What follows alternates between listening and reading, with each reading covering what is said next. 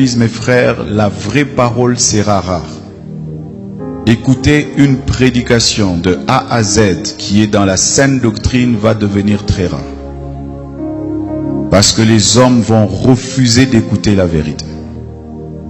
Ils vont persécuter tous les prédicateurs de la vérité. Et je peux vous dire, je n'ai jamais été insulté de cette manière de toute ma vie. Et toutes les insultes que j'ai, c'est parce que je dis seulement aux gens la vérité. Ils aiment quand tu leur parles du mariage. Ils aiment quand tu leur parles de bénédiction. Mais quand tu touches à ce qui est essentiel, qui doit les amener à la repentance, à revoir leur vie, les hommes de ce siècle ne veulent plus.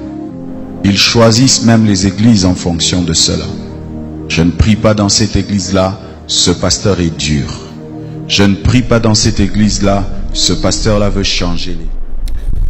Voilà, je remercie le Seigneur tout miséricordieux et tout gracieux pour votre vie et lui qui nous a permis encore d'être à la télé et RTDS, Delta, Santé et Canal+, Canal 261 pour partager la parole de Dieu avec vous. Vous pouvez nous suivre évidemment directement sur YouTube, sur Facebook et sur maintenant TikTok aussi. Voilà. Donc c'est pour que le royaume de l'ennemi recule afin que le royaume de la lumière puisse avancer et que beaucoup d'âmes soient sauvées. C'est pour cela que Seigneur, je sais que bientôt tu vas venir et lorsque tu vas venir, tu vas essuyer toutes les larmes de nos yeux, toutes ces souffrances que l'ennemi impose à tes enfants et impose à ce monde, toutes ces souffrances, ces choses horribles que les suppôts de l'ennemi trafiquent avec les gens. Je sais que bientôt tu vas venir et que tu vas délivrer et toutes ces personnes, surtout toutes ces personnes qui vont aimer qui tu es, qui vont aimer ta parole, qui vont aimer ce que tu as fait pour eux à la croix.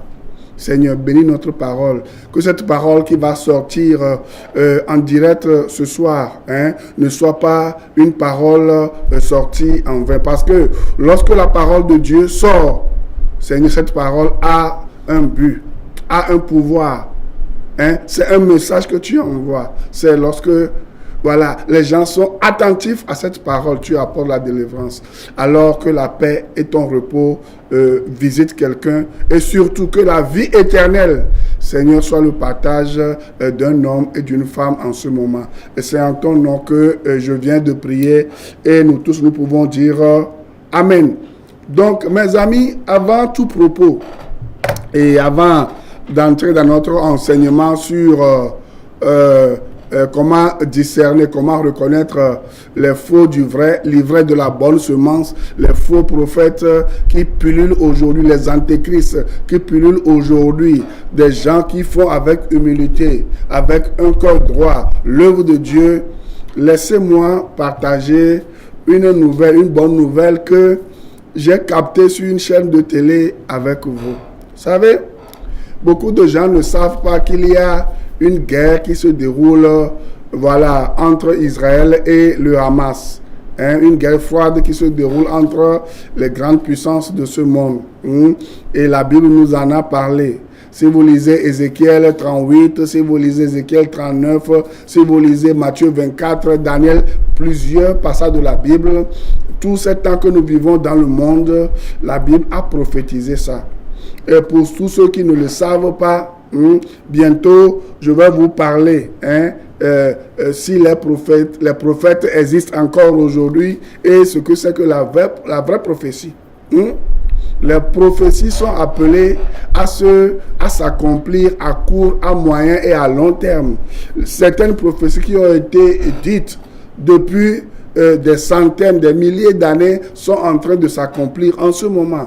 Raison pour laquelle, si vous n'êtes pas encore né de nouveau, si vous n'avez pas encore accepté Jésus-Christ comme votre sauveur personnel, au moment où je suis en train de parler, aujourd'hui, je pense que c'est le 27 octobre, l'an 2023. Si vous n'avez pas encore fait le choix de venir à Jésus-Christ et que vous continuez par consulter les faux prophètes, les faux apôtres, les faux docteurs, les antéchrists pour un bonheur éphémère, permettez que je vous dise que votre vie est en danger.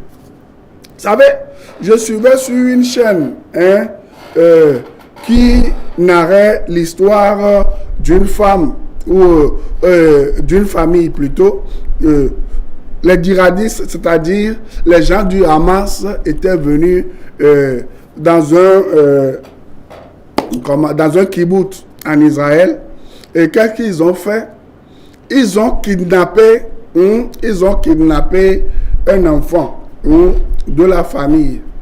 La femme était en train de pleurer, l'homme était en train de pleurer. Et à un moment donné, vous savez, l'homme dit, l'homme a envoyé un message aux terroristes du Hamas et leur a dit, vous savez, mon fils ne vous a rien fait. Nous-mêmes, nous ne vous avons rien fait. Mais vous avez pris mon fils. Mais ce que moi je veux vous dire, laissez mon fils et prenez-moi. Vous pouvez me tuer à la place de mon fils. Vous pouvez prendre tous mes biens à la place de mon fils. Mais de grâce, s'il vous plaît, laissez-moi mon fils. Vous savez, lorsque j'ai écouté ce témoignage de cet homme à côté de sa femme qui pleurait pour leur enfant qui avait été enlevé par les gens, les terroristes du Hamas, ça m'a fait penser à un verset de la Bible que je veux partager avec vous. Peut-être que ça peut vous dire quelque chose. Peut-être nous venons à la télé et je parle des gens qui ne veulent pas de votre argent, mais qui veulent le salut de votre âme. Vous comprenez?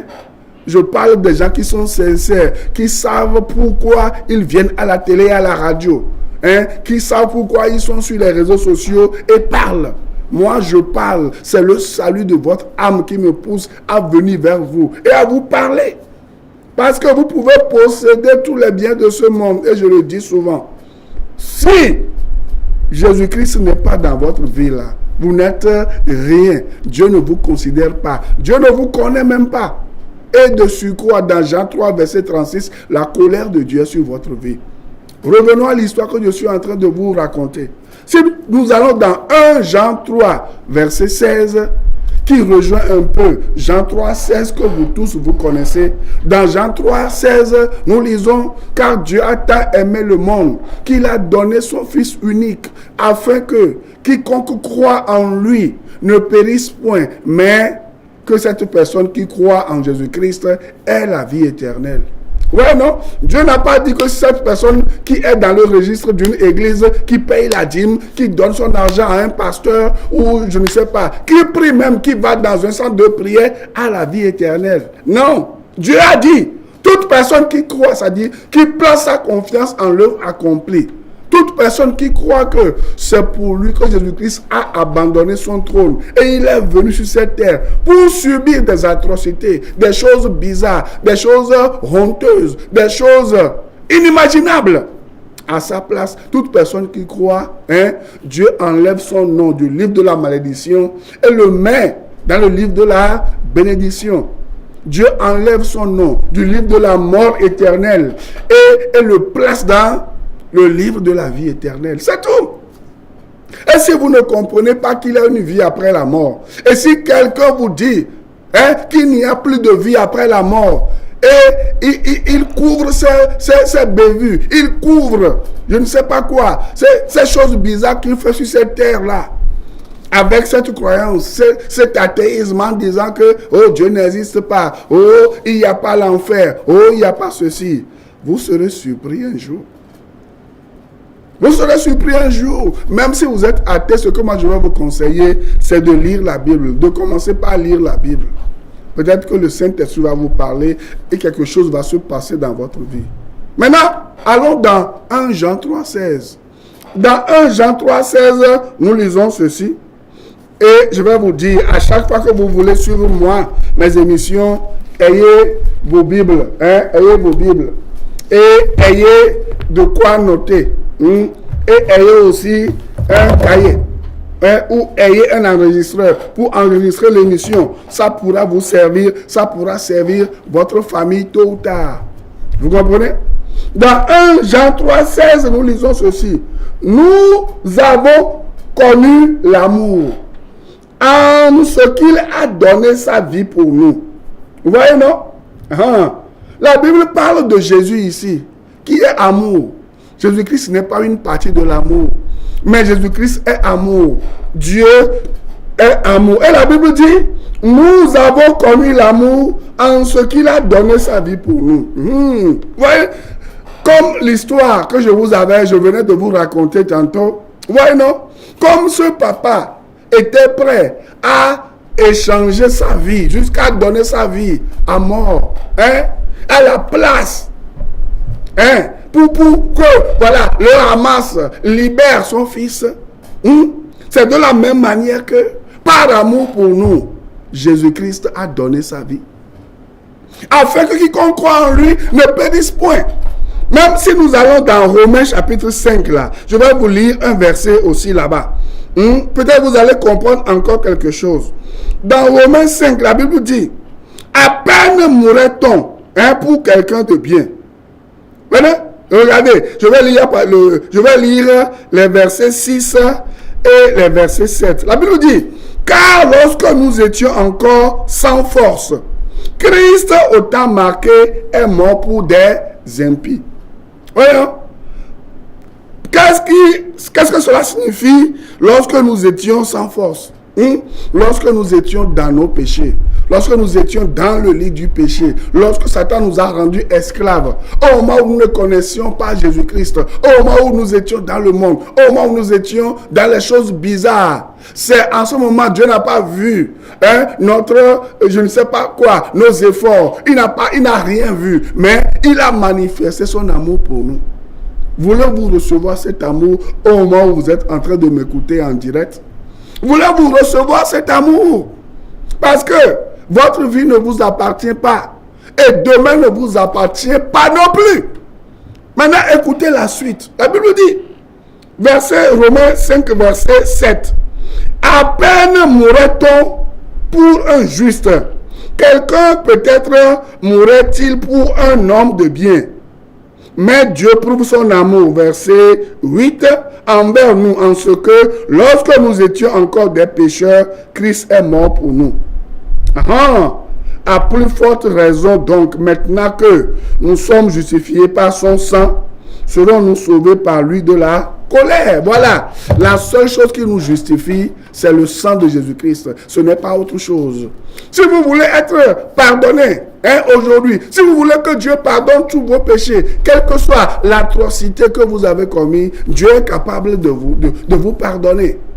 Par exemple, si nous lisons 1 Jean 3, verset 15, il y a quelque chose qui est dit là-bas, et c'est un message à l'endroit des assassins de ce monde. C'est un message à l'endroit du Hamas. Bientôt, moi-même, je me prépare, je vais aller en Israël. Ouais, non?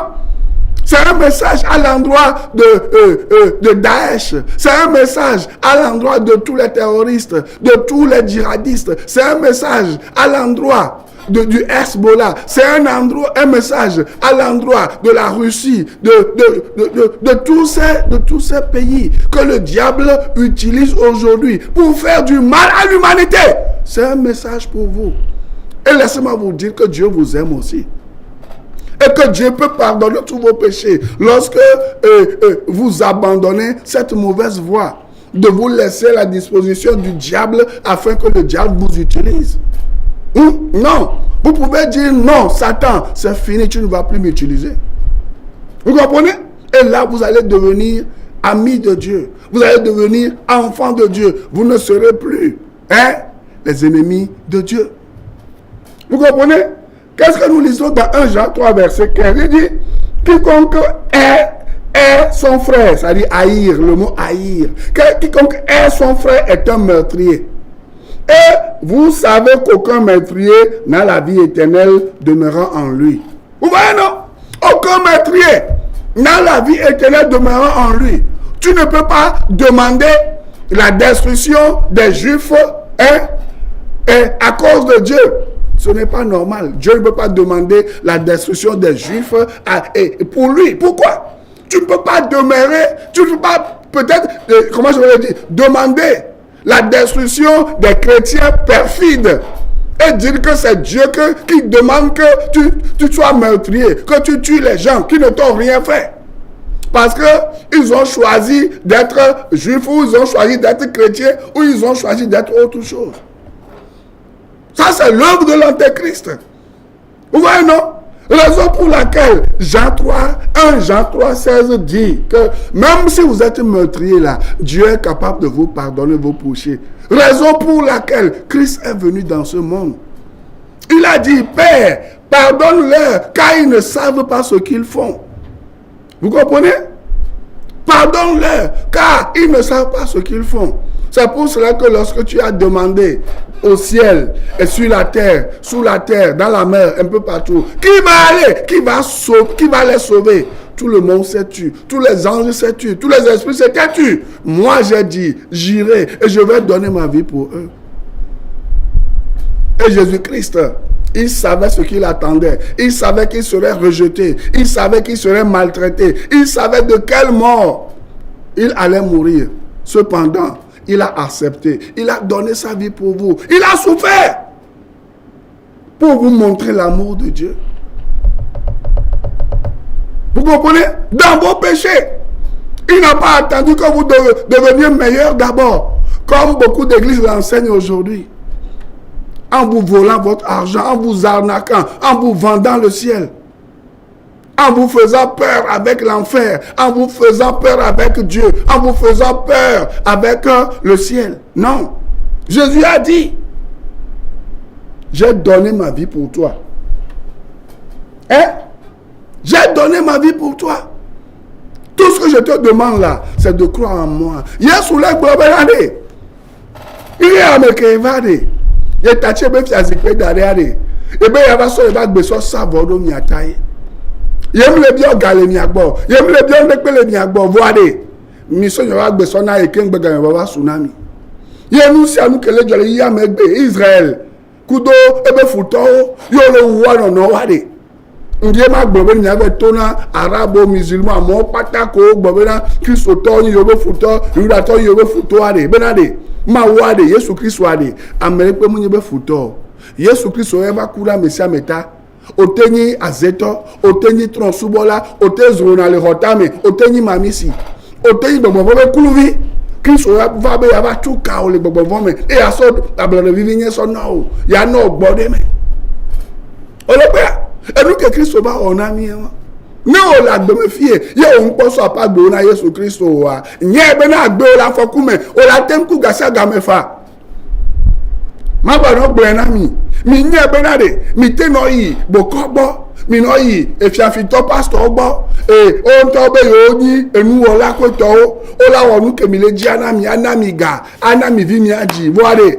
Nelu bon on popo de do gbogbo on popo de do wa nye bo la ba na konta ma u gbereka boya nyo no so be na de ko la gbegbe fiare ho Yesu Kristo la pa gbo me anye be na de e ba so be hun so ko rani gake mo poto nu fun babaji gake mo poto le satana be alome ye be le tunuku o ye be le chakao nye be Kristo ya elon ye mi le bi on de pe so gbo o enu ke be le bi so gbo ape be na de ahun apeji o na e bon il a son bon au sokeo il a no agbe mavo yem le gbe wona mi so nya be na nya to ke o titre do wa no bi on ti bible le gbe wona de Yohanes ba gbanle gba to e ta me to kisa ma ame wa to wona de ameke mu no na no bi o wa de ame utoye ajogla ame utoye ile pa enu wa ti Kristo ba lo mi Berade ajogla wane ejesero ko ba egbo chande fiafito mami si wane ba egbo chande ila so ebe nouveau soke ebe nouveau pata soke enu achi mi nhenya dogbere ba me voye na ku ere ma ugbo be na eleji ba me voye ri ade ngba ku owo ade ne ba trojime ne ba egbo ne ba po agbe ba po so soke enu aye nje ma hodo nkume na mi kembe bi ajabe ni so so aji Yesu Kristo la pa gbe o me wa. Ne Kristo on parle pas de me sigbele keye Nous sommes les tonnerres et nous voyons alors à me vouloir l'Israël. Qu'on lève via Sojo. Hein? On lève via Sojo. Nous sommes les de coucou non là. Benadé. Hein? On ne va pas croire Sojo. On est tachi et bédia. On te ouye fa. Ouais, bédia on est tachi. Et nous, on n'est pas dans les bancs. Et t'as mis tout le monde à dire Benadé. Jésus Christ soirée. Et dit souvent que y a le soin de Jésus Christ qui va se voir de ça savoir miata que nous les biens de que somi agora. Encore le temps de pas à Hondiona Christ. Encore le temps de pas. Hein? Et non pas que le jolly Israël béa. Et le jolly du corps pas ta béa. Ma ou de mauvais nous le jo. Na sonia be Christ le baba gogo. Et les premiers sont les gars nous sont et vegoame. 1 Jean 2, verset 18. La Bible dit quoi? 1 Jean 2, verset 18. Lisez avec moi. La Bible dit, et dit, ici, petits enfants, c'est la dernière heure. Ouais, non? Et comme vous avez appris qu'un antéchrist vient, il y a maintenant plusieurs antéchrists. Par là, nous connaissons que c'est la dernière heure. Vous voyez, non? L'un des signes qui démontre que nous sommes à la dernière heure, c'est qu'il y a beaucoup de menteurs aujourd'hui. Hein? Les sous-hommes, les demi-hommes. Vous voyez, non? Parce que si quelqu'un est vraiment normal, il ne peut pas être en train de manipuler son prochain. Vous comprenez, non? La Bible nous dit que celui qui ne veut pas travailler, qui ne mange pas non plus. Ouais, non?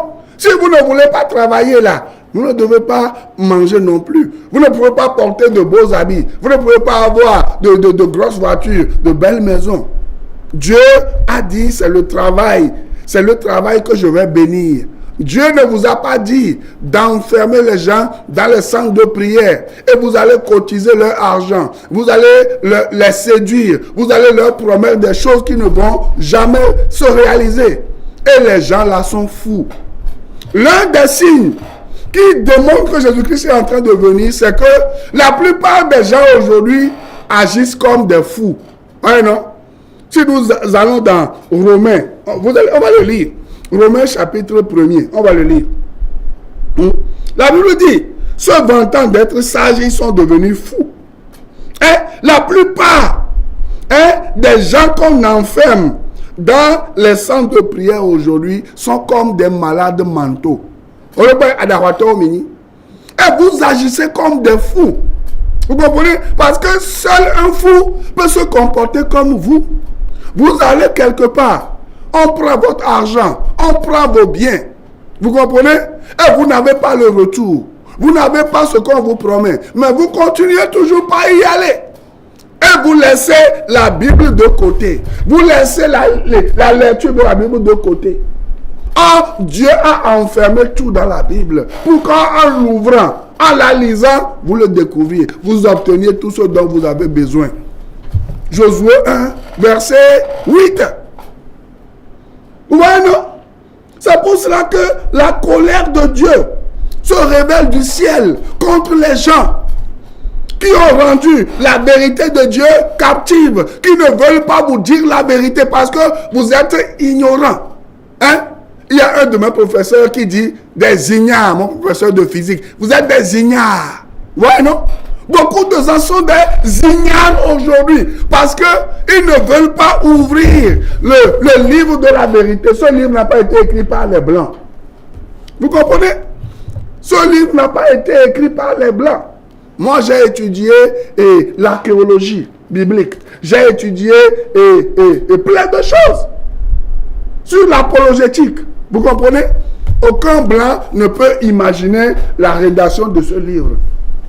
J'ai été dans les bibliothèques un peu partout dans le monde. Aucun Blanc ne peut. Vous comprenez? Ce livre est inspiré et c'est Dieu qui a inspiré les gens. Et tout ce qui est écrit concorde. Non?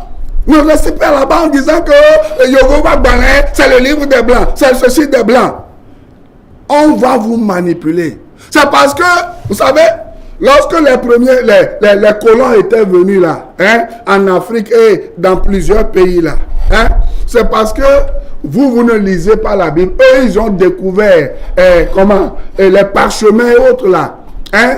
Ils ont lu la parole, ils ont compris, ils ont décrypté les choses. Ils ont su que ce livre-là, parce que des gens sont des ignorants, parce que les gens sont des ignorants, ils n'aiment pas lire, ils n'aiment pas se documenter, on peut les voler, on peut les manipuler. Et jusqu'à aujourd'hui, cette manipulation continue. Mais ce n'est pas tout le monde qu'on peut manipuler parce qu'il y a des hommes qui vont refuser d'être manipulés. Il y a des gens qui vont refuser de se comporter comme des fous. Juste en lisant la parole de Dieu. Vous comprenez? La Bible dit à partir du verset... à partir du verset... Je vais voir. À partir du verset 22. Et Romains 1. Il dit... À partir du verset 21, verset 22. La Bible dit... Puisque ayant connu Dieu, ils ne l'ont point glorifié comme Dieu et ne lui ont point rendu grâce. Mais ils se sont égarés dans leurs pensées et leur cœur sans intelligence a été plongé dans les ténèbres. Se vantant d'être sages, ils sont devenus fous. Et ils ont changé la gloire du Dieu incorruptible en image représentant l'homme incorruptible, des oiseaux, des quadrupèdes et des reptiles. C'est pourquoi Dieu les a livrés à l'impureté selon les convoitises de leur cœur, en sorte qu'ils déshonorent eux-mêmes leur propre corps. Et ils ont changé la vérité de Dieu en mensonge et qui ont adoré et servi la créature au lieu du Créateur qui est béni éternellement. Amen. Bientôt, je vais prendre ces versets-là avec le tableau. Je vais vous faire un enseignement. Après cette série d'enseignements sur les faux prophètes là, c'est cet enseignement que je vais vous faire. Vous allez dans l'église, vous voyez quoi? Les images taillées, vous voyez les images de soi-disant saints, vous voyez toutes ces choses. Or, le premier commandement de Dieu, Dieu dit, vous n'aurez pas d'autre Dieu devant ma face, vous ne ferez aucune représentation, soi-disant, c'est moi Dieu que vous adorez. Vous voyez, non? Si vous n'êtes pas fou, pourquoi Dieu dit dans Exode 20, vous ne ferez pas ça? Pourquoi Dieu dit dans Nombre 21, vous ne ferez pas ça? Pourquoi Dieu dit dans Deutéronome 4 et dans plusieurs versets, même dans Romains chapitre 1er, lisez tout jusqu'en bas. Vous allez voir. Pourquoi c'est ce que Dieu refuse qu'on voit dans vos églises? Pourquoi ce sont ces choses? Ça, c'est encore l'un des signes qui prouve que vous êtes dans le mensonge et que vos conducteurs sont des sorciers, c'est-à-dire sont des menteurs, sont des antéchrists. Et si vous les suivez, et vous aussi, vous ne lisez pas la Bible, vous êtes coupable. Vous voyez? C'est là le problème. Maintenant, ce soir, un autre signe pour reconnaître les faux prophètes. Quel est le signe? C'est parce que ces gens-là, ils travaillent avec les démons. Ils sont conduits par les démons. Si ces gens-là ne sont pas conduits par les démons, vous n'allez pas toujours aller là-bas alors qu'on vous gruge. Alors que vous savez que le système qui est là-bas, c'est entre guillemets la masturbation personnelle. Non? En même temps, les sévivi. Miaoya mi les sévivi. Amen, les vivi, et toi les cas les bébés, et soit coup de viol les vivi, on les a regardé, mais on le tout fait, on les a regardé, mais on le tout a regardé, mais on se dit que le blanc, on les regarde, mais on le courant, voilà, mais on y voit mes notos, mais on y et rien caméo, non les dons in a yobode, on va pas dans le coin, yo bon avant, on va tourner ni à Robena, qui se tombe Genador. Le boy va mi patale ibe ma wo le subo wa no so me o ba gbe a so ku Yesu Kristo to a ba gbe am so ku do Yesu Kristo to aha bo ya tara yi na Yesu gbobeleke wa Yesu ke yo to yi be gbobeleke a Yesu ba gbe a e to vone nene me wa gbe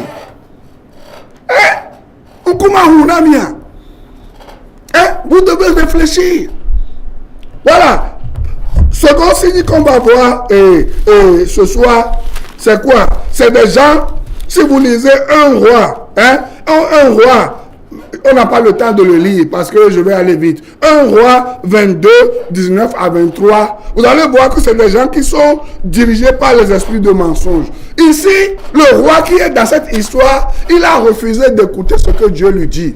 Et Dieu a suscité le prophète Michée pour dire la vérité aux faux prophètes qui étaient autour du roi. Vous allez le voir aujourd'hui, c'est des faux prophètes, les faux apôtres docteurs qui sont dans les sphères des présidents, des grands de ce monde, dans le but de les séduire, dans le but de les manipuler, au lieu de leur dire la vérité. Qu'ils se répandent, qu'elles se répandent, non. Ils leur disent, oh, nous allons rassembler les gens pour vous. Les gens vont voter pour vous. Les gens vont faire ceci pour vous. Construisez-nous des églises.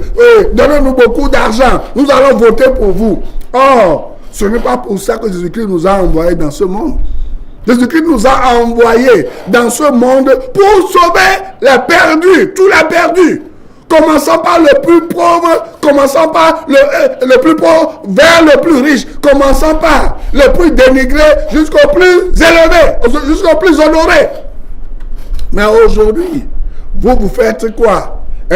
Vous faites acception de personnes. Ça, c'est encore l'un des signes des faux prophètes. Ils aiment tellement l'argent, on va le voir tout à l'heure. Hein? Oui, non?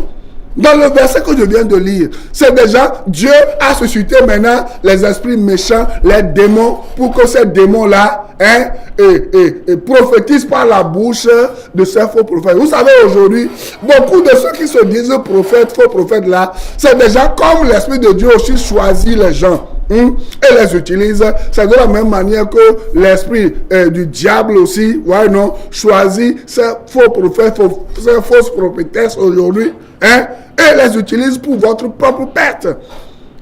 Ils vont vous dire que c'est Dieu. Notre miracle, c'est Dieu. La Bible n'a pas dit, Matthieu 24, 24, et suite qu'ils feront beaucoup de miracles, même jusqu'à séduire les gens qui sont accros à la parole de Dieu. Ils vont vous séduire. Oh, c'est les démons qui sont derrière eux. Tu vas te dire que tu es homme de Dieu, femme de Dieu. Et tu vas aller travailler avec un féticheur. Tu vas aller prendre quoi? Les démons, les fétiches pour mettre sous ton église. Pour que les gens viennent. Les gens là qui viennent aussi, je doute de leur salut. Parce que si tu as vraiment l'Esprit de Dieu qui est en toi, tu ne peux pas être dans ce genre d'église. Parce que tu vas être éclairé. L'Esprit de Dieu va être en toi et va te dire que non, là où tu es là, vous êtes des milliers, vous êtes des centaines, mais ce n'est pas l'Esprit de Dieu qui est là-bas. Je prie ce soir pour que le Seigneur vous ouvre les yeux et que vous sachiez que ces endroits que vous fréquentez là, c'est des endroits qui sont des habitations de démons. Et les gens qui vous prophétisent les choses, qui vous font de la divination, qui vous vendent quoi? Des recettes, c'est des ouvriers du diable. Et vous devez vous réveiller. Point suivant.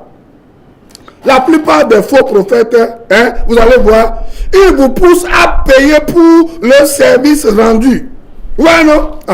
Je vais développer cet aspect la semaine prochaine. Si Christ a venu, je n'ai pas le temps. Oui, c'est des gens qui vous poussent à payer pour le service rendu. Oui, non? Depuis quand vous avez vu Jésus-Christ, il a délivré quelqu'un, et lui a pris de l'argent. Depuis quand vous avez vu Jésus-Christ, il a guéri quelqu'un, il lui a pris de l'argent. Est-ce que vous me suivez? Depuis quand vous avez vu Jésus-Christ, il a prié pour quelqu'un et il a pris de l'argent à cette personne. Mais n'est-ce pas ce qu'on vous vend aujourd'hui? Réfléchissez à votre vie. Nous allons nous revoir la semaine prochaine. Mais suivez-moi sur le Radio La Grâce chaque lundi à partir de 6h et sur la même radio chaque mardi de 14h à 14h30 pour une grande émission Salut donc gratuit de Dieu, et chaque mardi de 15h à 16h dans une autre grande émission Grâce abondante. Et je vous conseille d'écouter cette radio toute la semaine. Il y a de grands enseignements et de grandes émissions. Votre vie va changer. Vous comprenez? Ne courez pas derrière les guérazis, c'est-à-dire qui ont la richesse de la lèpre. La plupart de ces faux prophètes aujourd'hui ont des richesses lépreux. Ils ne veulent pas travailler comme nous. Croyez non? tout ce que vous allez me voir, que ce soit voiture, maison, argent, je les ai gagnés à la sueur de mon front. Je n'ai jamais pris rien de personne. Vous comprenez? Mais vous, quand on vous vole là, parce qu'on vous a envoûté, vous courez derrière ces champs de personnes et vous n'avez même pas Jésus-Christ. Et vous mourrez un jour, vous allez vous présenter en enfer. Et c'est déplorable. Choisissez Jésus-Christ, recevez-le comme votre sauveur personnel et vous allez voir que votre âme est en sécurité. Que Dieu vous bénisse et on se voit la semaine prochaine. Bye bye. Je préfère prier dans telle église, ce pasteur nous motive. La parole va être rare. Rare même pour les enfants de Dieu. Les vrais enfants de Dieu chercheront à écouter la vraie parole. Elle va devenir rare. Que Dieu te fasse grâce, toi qui enseignes, d'être parmi les raretés, les personnes dans lesquelles on trouvera encore l'évangile pur. Il y aura des églises, mais sans la parole de Dieu. Et les enfants de Dieu iront et resteront à leur fin. C'est vrai, j'ai entendu quelqu'un parler, mais il n'a pas parlé de la part de Dieu. Il a ouvert la Bible, mais il n'a pas parlé de la Bible. Ce phénomène va y aller croissant. Des gens qui ouvriront la Bible sans parler de la Bible. Des gens qui parleront de Jésus sans parler de Jésus. Des gens qui commenceront des églises, mais pas pour dire la vérité.